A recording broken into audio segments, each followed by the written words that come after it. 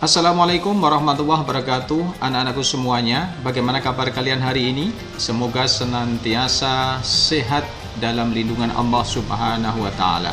Jumpa lagi dalam pembelajaran pendidikan agama Islam dan budi pekerti. Kali ini kita akan membahas aspek fikih, yaitu tentang hukum.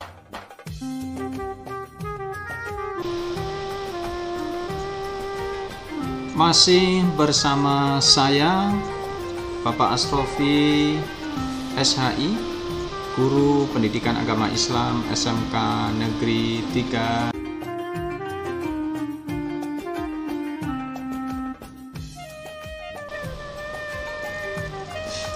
Anak-anakku semuanya, manusia diciptakan oleh Allah Subhanahu wa Ta'ala dibekali dengan naluri mencintai terhadap lawan jenisnya. Naluri ini adalah hal yang manusiawi dan muncul ketika seseorang telah mencapai kematangan fisik dan berpikirnya. Untuk itulah, maka Allah mengatur naluri ini dalam sebuah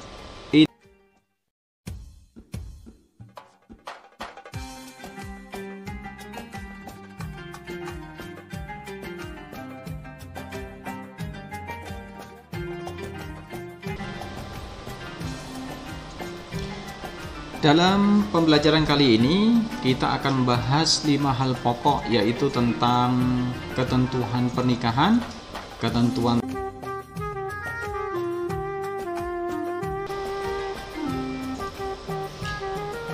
Baiklah, anak-anakku semuanya, kita akan awali pembahasan kita tentang ketentuan pernikahan dengan mengetahui pengertian pernikahan. Menikah pada dasarnya adalah ikatan lahir batin antara seorang laki-laki dan seorang perempuan yang bukan muhrim sebagai suami istri dengan tujuan untuk membina sebuah rumah tangga yang bahagia berdasarkan tuntunan dari Allah.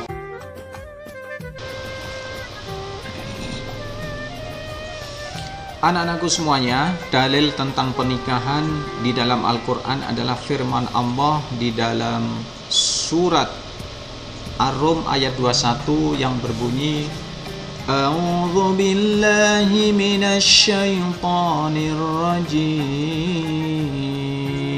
Bismillahirrahmanirrahim.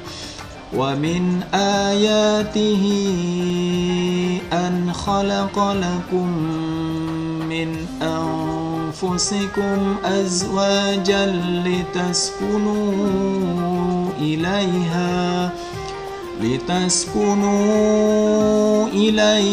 wa ja'ala bainakum mawaddatan wa rahmah. Inna fi dzalika laayatin liqaumin yatafakkarun. Yang artinya, dan di antara tanda-tanda kekuasaannya ialah Dia menciptakan untukmu istri-istri dari jenismu sendiri, supaya kamu cenderung dan merasa tentram kepadanya, dan dijadikannya di antaramu rasa kasih dan sayang. Sesungguhnya pada yang demikian itu benar-benar terdapat tanda-tanda bagi kaum yang. Adapun dalil tentang pernikahan di dalam hadis Nabi adalah sabda Rasulullah sallallahu alaihi wasallam.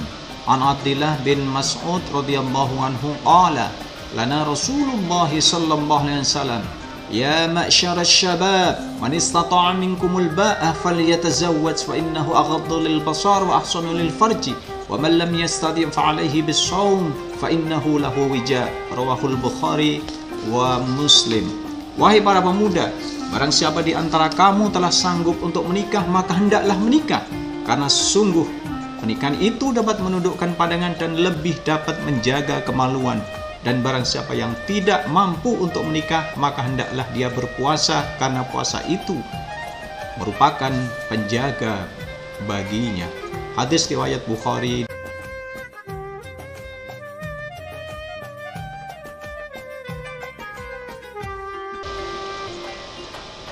Anak-anakku semuanya, adapun hukum menikah pada dasarnya adalah mubah atau boleh. Namun, dengan melihat kondisi seseorang yang akan melaksanakan pernikahan, maka hukum nikah menurut jumhur ulama atau mayoritas ulama, maka bisa menjadi 5. Yang pertama adalah wajib. Ini bagi orang yang sudah mempunyai kemampuan lahir dan batin untuk berumah tangga, dan jika tidak segera menikah maka dikhawatirkan akan dapat terjerumus ke dalam perbuatan maksiat. Adapun yang kedua, hukum menikah yaitu sunnah. Ini bagi orang yang sudah mempunyai kemampuan untuk menikah, kemampuan lahir dan batin, dan dia masih mampu untuk menahan diri dari perbuatan maksiat. Yang ketiga, hukumnya adalah mubah. Ini bagi orang yang sudah memenuhi syarat-syarat untuk melaksanakan pernikahan. Adapun yang keempat, hukum nikah adalah makruh. Ini bagi orang yang belum memiliki kemampuan lahir dan batin untuk melaksanakan pernikahan. Dan yang terakhir adalah hukumnya haram, yaitu bagi orang yang dalam kondisi akan menikah namun dia memiliki niat tidak akan melaksanakan kewajiban sebagai suami atau sebagai istri yang baik. Misalnya memiliki niat untuk menyakiti, untuk menelantarkan, atau balas dendam dengan pasangannya. Maka dalam hal ini termasuk juga diharamkan menikah dengan pasangan yang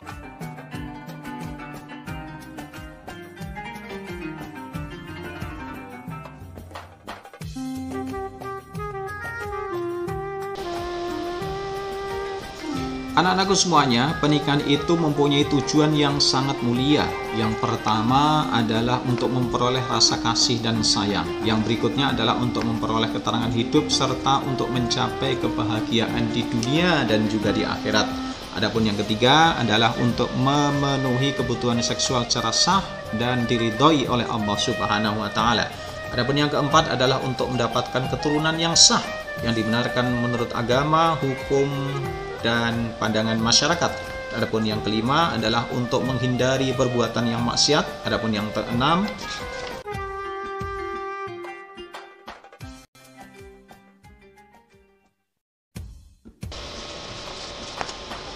anak-anakku, selanjutnya kita sampai kepada rukun pernikahan. Dalam hal ini ada 5 rukun yang harus dipenuhi ketika melangsungkan pernikahan.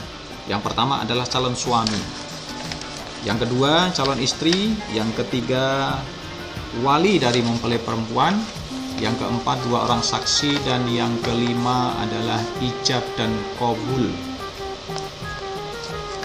Baiklah, marilah kita akan melihat syarat dari calon suami. Yang pertama, beragama Islam, kemudian baligh, dewasa secara jasmani maupun rohani, dan yang ketiga yaitu bukan muhrim terhadap calon istrinya. Syarat berikutnya adalah bukan karena dipaksa, dan yang terakhir kelima tidak sedang melaksanakan ihram, baik itu ihram haji maupun ihram umroh.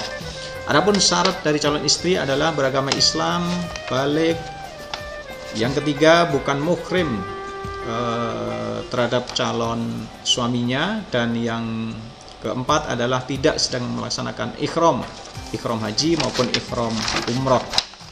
Adapun mengenai rukun yang ketiga, yaitu wali dari mempelai perempuan. Wali ini ada 2, yaitu wali nasab dan wali hakim. Apa itu wali nasab? Wali nasab pada dasarnya adalah wali yang berdasarkan karena adanya hubungan pertalian darah menurut urutan terdekat dari calon istri. Adapun wali hakim adalah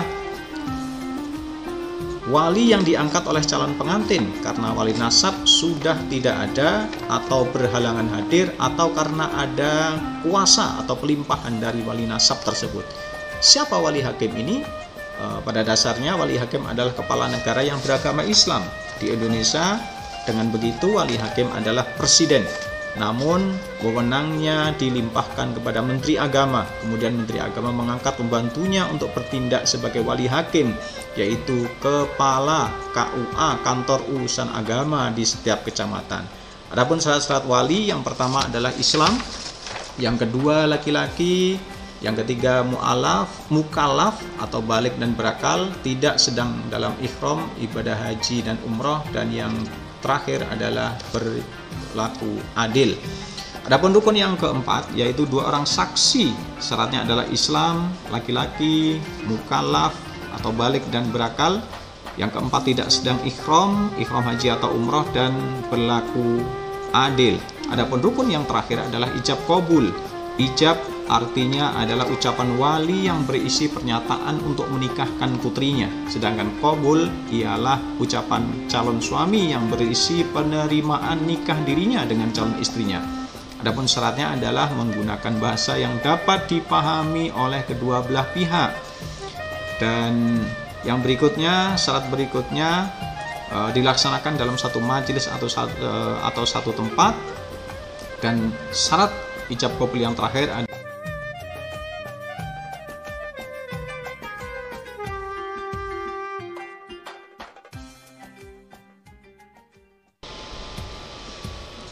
anak-anakku semuanya. Pembahasan kita selanjutnya adalah tentang muhrim, atau kata yang lebih tepat adalah mahram. Muhrim atau mahram berarti yang diharamkan. Dalam ilmu fikih, maka mahram adalah wanita yang haram untuk kita nikahi. Mengapa haram untuk dinikahi? Itu karena ada 3 sebab. Yang pertama adalah mahram karena keturunan atau karena nasab atau karena ada hubungan darah. Siapa mereka? Yang pertama adalah ibu dan seterusnya ke bawah. Yang berikutnya adalah anak perempuan dan seterusnya ke bawah. Yang ketiga, saudara perempuan, baik itu saudara sekandung, seayah maupun seibu. Yang keempat adalah bibi atau saudara perempuan ayah sekandung, seayah atau seibu, dan saudara perempuan ibu sekandung, seayah atau seibu saja. Yang kelima yaitu anak perempuan dari saudara laki-laki, perempuan, dan seterusnya ke bawah. Adapun sebab mahram yang kedua adalah karena adanya hubungan sesusuan atau rodho'ah. Apa maksudnya? Yaitu bahwa bisa karena ketika kita masih bayi itu pernah barangkali disusui oleh seseorang wanita.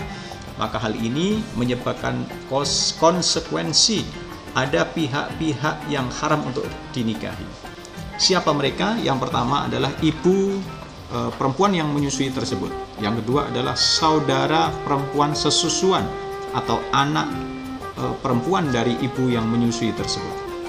Adapun mahram yang ketiga yaitu karena adanya perkawinan atau musyawarah. Karena sebab kita menikahi seorang perempuan, maka hal ini dapat mengakibatkan ada beberapa perempuan yang haram kita nikahi. Siapa mereka? Yang pertama adalah ibu mertua dan seterusnya ke atas. Maksudnya seterusnya ke atas adalah ibu mertua, ibunya ibu mertua, atau nenek dari perempuan yang kita nikahi tersebut, dan seterusnya ke atas. Yang kedua adalah anak tiri, jika istrinya telah digauli. Dan yang ketiga, menantu perempuan dan seterusnya ke bawah. Yang keempat, ibu tiri atau istrinya bapak. Ini kalau bapak atau bapaknya menikah kembali. Dan yang kelima itu adalah perempuan yang memiliki pertalian mahram.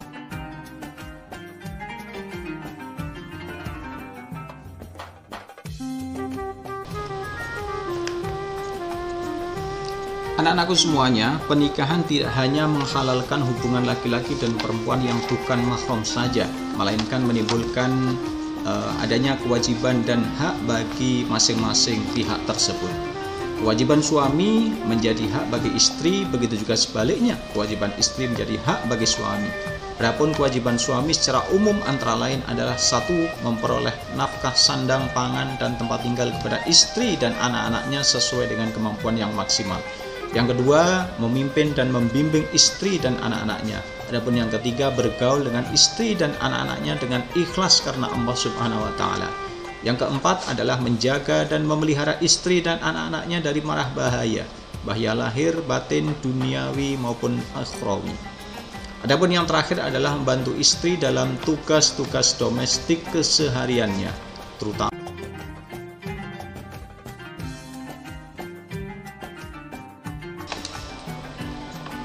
anak-anakku semuanya. Pembahasan kita selanjutnya adalah tentang tolak. Tolak pada dasarnya adalah lepasnya ikatan pernikahan dengan lafal-lafal tolak atau yang searti dan mengandung maksud yang sama dengan tolak.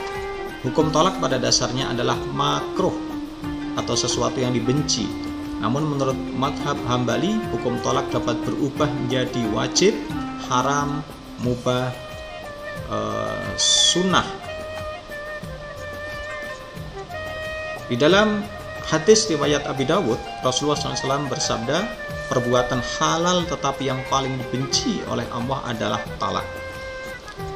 Anak-anakku semuanya, macam-macam tolak itu kalau kita lihat dari segi cara menjatuhkannya, maka dibagi menjadi dua. Yang pertama adalah tolak sunni, yaitu tolak yang dijatuhkan suami sesuai dengan petunjuk yang ada di dalam syariat Islam. Antara lain dilakukan secara bertahap. Tolak 1, tolak 2, tolak 3, istri dalam keadaan suci dan tidak sedang hamil. Adapun yang kedua yaitu talak bid'i, yaitu talak yang dijatuhkan oleh suami melalui cara-cara yang tidak diperbolehkan di dalam syariat Islam. Antara lain menalak istri yaitu dengan 3 kali sekaligus, istri dalam keadaan haid, istri dalam keadaan nifas, istri dalam keadaan suci tapi telah digauli padahal hamil tidaknya itu belum jelas. Adapun yang berikutnya, kalau kita lihat dari segi boleh tidaknya suami rujuk dengan istrinya, yaitu yang pertama adalah talak raj'i, yaitu talak yang dijatuhkan oleh suami kepada istrinya yang ditalak 1 maupun talak kedua. Apa maksudnya talak 1, talak 2? Talak 1 berarti suami mentalak istrinya, itu 1 kali talak. Adapun talak 2, setelah mentalak 1 maka suami merujuk atau kembali kepada berumah tangga, hidup berumah tangga, setelah itu mentalak lagi, berarti itu adalah talak 2. Begitu juga dengan talak yang ketiga nanti. Suami boleh rujuk dengan istrinya tanpa harus melalui akad nikah yang baru selama masih dalam masa iddah. Inilah talak raj'i.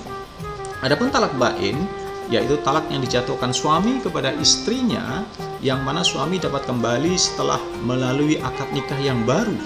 Talak bain ini ada 2. Yang pertama adalah talak bain kubra, yaitu talak yang dijatuhkan oleh suami untuk ketiga kalinya. Jadi suami tidak boleh rujuk dan menikah lagi dengan istrinya kecuali dengan syarat tertentu. Apa itu? Antara lain adalah 1, mantan istri telah menikah dengan laki-laki lain dan dengan laki-laki lain tersebut telah talak atau telah bercerai. Yang kedua, telah digauli oleh suami barunya. Dan yang ketiga, telah diceraikan oleh suami barunya tersebut. Dan yang terakhir, telah habis masa iddahnya setelah cerai dari suami baru tersebut. Adapun yang kedua yaitu talak bain sugro, yaitu talak suami kepada istrinya yang belum disetubuhinya atau belum digaulinya. Talak dengan tebusan atau khulu' dan talak.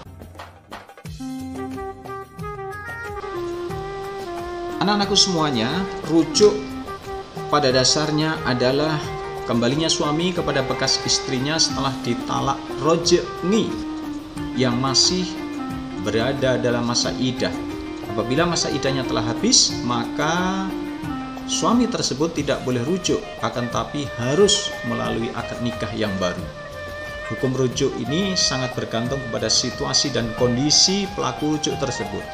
Jadi bisa hukumnya adalah wajib, sunnah, mubah, makruh, dan juga bisa menjadi haram.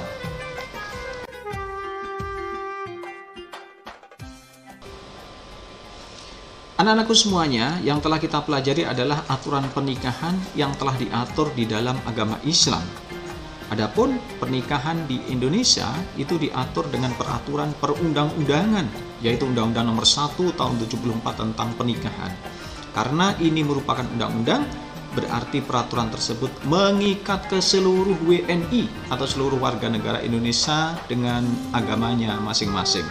Maka ada beberapa hal di dalam undang-undang ini yang perlu kita cermati.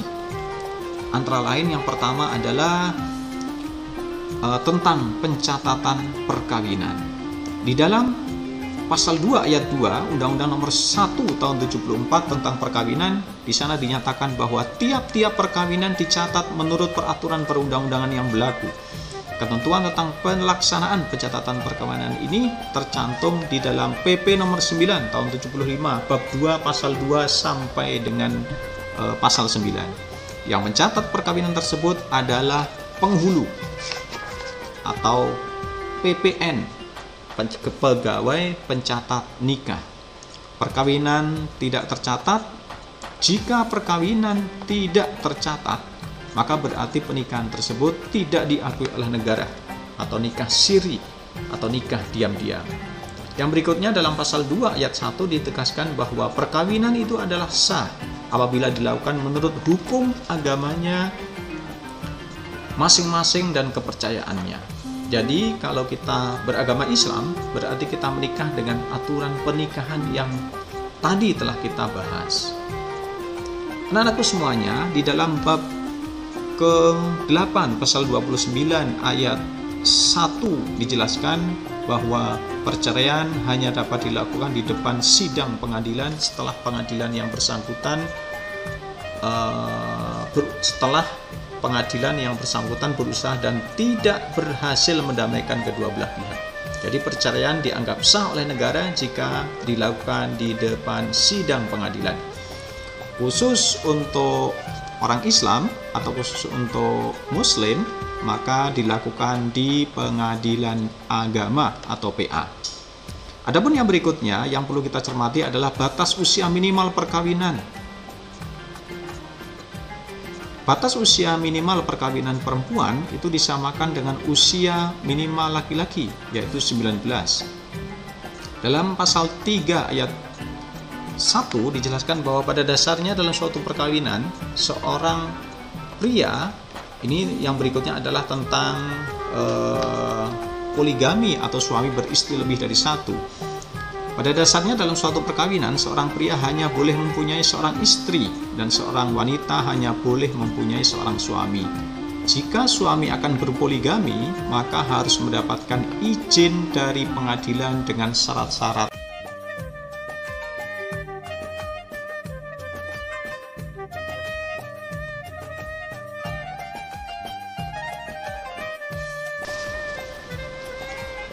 Anak-anakku semuanya, sampailah kita pada pembahasan terakhir, yaitu tentang hikmah pernikahan. Hikmah pernikahan adalah dalam rangka untuk antara lain yang pertama adalah membentuk keluarga Islami yang sejahtera lahir dan batin. Adapun yang kedua adalah untuk memenuhi kebutuhan biologis manusia dengan cara yang suci dan juga dengan halal. Adapun yang ketiga adalah untuk memelihara kesucian dan kehormatan dari perbuatan zina. Adapun yang keempat, mengikuti sunnah Rasul dan untuk beribadah kepada Allah Subhanahu wa Ta'ala. Adapun yang kelima adalah untuk mencari keturunan yang soleh dan berakhlak mulia. Dan yang terakhir, keenam adalah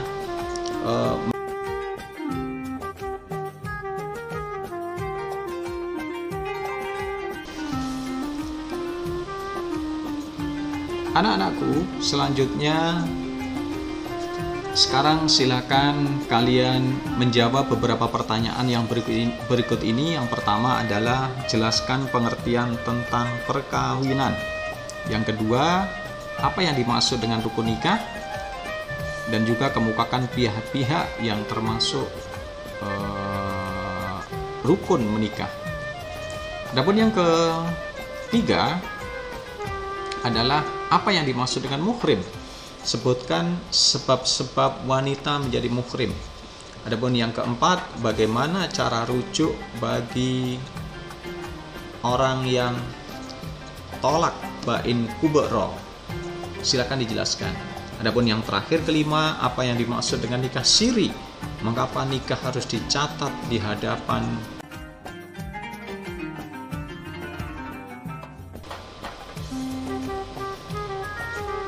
anak-anakku semuanya? Alhamdulillah, kita telah menyelesaikan pembelajaran kita tentang hukum pernikahan. Semoga Allah Subhanahu wa Ta'ala senantiasa memberikan pemahaman kepada kita semuanya. Allahumma amin. Sampai bertemu kembali di pembelajaran berikutnya. Assalamualaikum warahmatullahi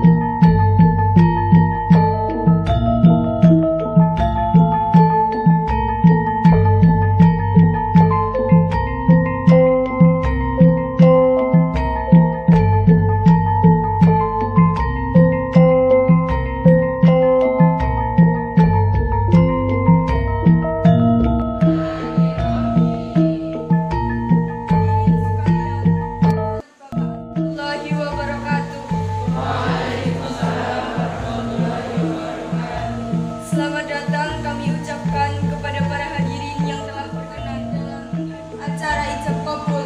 Saudara Andrian Devi, putri dari Bapak Muhammad, saudara Andrian, putra dari Bapak Damar dengan Ibu Cynthia. Pada hari ini, 3 November 2022, akan dilangsungkan proses akad nikah dari kedua calon mempelai kami. Agar ijab kabul dapat berjalan dengan lancar, marilah kita bersama-sama membaca basmalah bersama.